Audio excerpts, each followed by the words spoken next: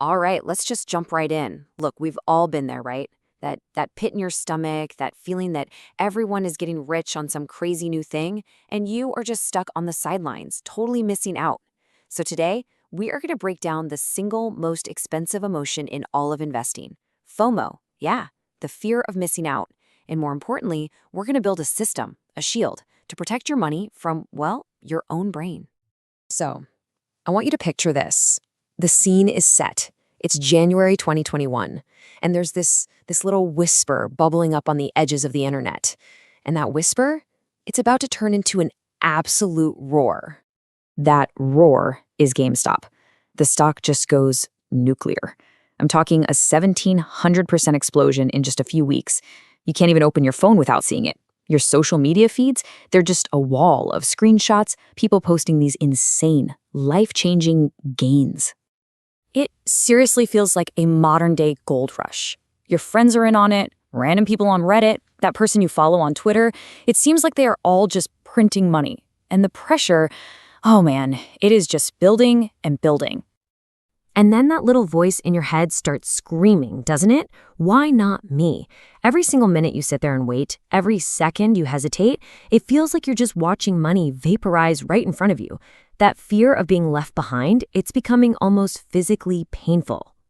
So you do it. You cave. You buy in right at the absolute tippy top of the hype. And just like that, poof, the music stops. 3 days later, you look at your account and you're down 74%. You just paid what we call the FOMO tax. So what on earth just happened here? Okay, first things first. The truth is, this isn't some kind of character flaw. You're not weak. It's actually a feature of your brain's ancient programming. So let's dig into why you are quite literally hardwired to buy at the top. I want you to think way, way back, thousands of years ago. If your ancestors saw the whole tribe just suddenly start running for their lives, what would they do? They wouldn't pull out a spreadsheet to analyze the situation, right? No, they'd run. Because the one person who stops to think, well, they become lunch for a lion. That herd instinct is what kept us alive. The problem is, today, in the markets, that same instinct kicks in. We see the herd buying, so we run with them. But now we're running towards the danger, not away from it. And if you want to know about the brain chemistry behind this, get ready for this. A study out of Yale found something absolutely wild. When people watched other people succeed and make money, the reward centers in their brains lit up even more than when they made money themselves. Let me say that again. Your brain can get a bigger dopamine hit from seeing someone else get rich than from your own success. It's a total biological trap, and it's designed to make you follow that herd, no questions asked. And you know what's just pouring gasoline on this ancient biological fire? Social media. Yep. Research from Dr. Mir Statman shows that when investors see all those wins online, they trade over 50% more often. They take on 31% more risk, and this is the real kicker. They end up losing. They underperform the market by a painful 6.2% every single year. The data is crystal clear. The herd is not your friend. Okay, so how does this actually happen in real time? It's not like you just wake up one day and make a crazy trade. No, it's a journey. It's a slow burn. So let's map out the anatomy of a bad trade, the exact path that leads you to paying that nasty FOMO tax. All right, it almost always happens in 4 stages. First, there's the whisper. You see something move a little bit, but your logical brain is still in charge saying, nah, let's just watch for a bit. But then comes the chatter. Suddenly, it's everywhere. It's up 50% and you start feeling that little pang of regret. Oof, maybe I should have. Next up, the explosion. Now it's up 200%. Those screenshots of massive gains are all over your feed. It's all you can think about. And finally, you hit the breaking point. At this stage, your brain is basically in crisis mode. The pain of missing out is just too much to handle and you have to make it stop. So, you buy. And that right there brings us to this key idea, the FOMO tax. Now, this isn't something you pay to the government. Oh no, this is the price you pay to the market for making a decision based on pure emotion and hype, usually at the worst possible moment, the absolute peak. And listen, this isn't just a gut feeling, this is hard data. A study from the University of Indiana found that the moment of peak social media buzz lines up with the peak stock price 73% of the time.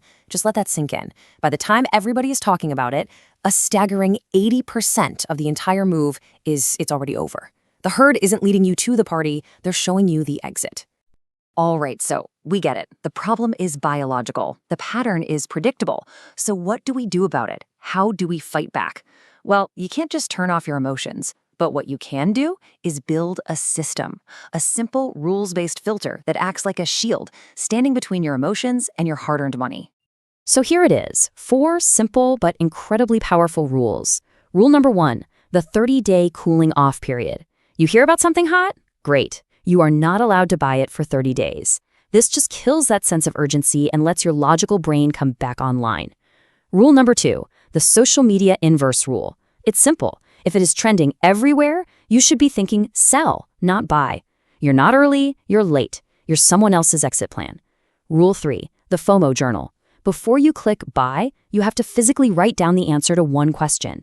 Am I doing this out of fear or out of real analysis? Just the act of writing that down can change everything. And finally, Rule 4, the 6-month check-in. This one is huge. Keep a list of all the FOMO trades you didn't make. Then 6 months later, go back and look at where they are. This builds real personal proof that your system works, and that creates trust you can rely on. So let's wrap this up. What are the big takeaways here? First, FOMO is not a character flaw. It's just your biology doing its thing. Second, in today's world, the herd is usually running you towards danger, not away from it.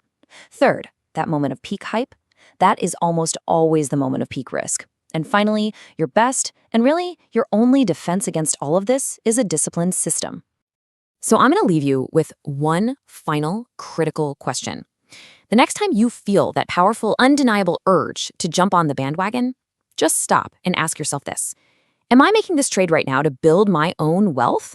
Or am I just providing the exit liquidity for someone who was way, way smarter and got in a lot earlier than me?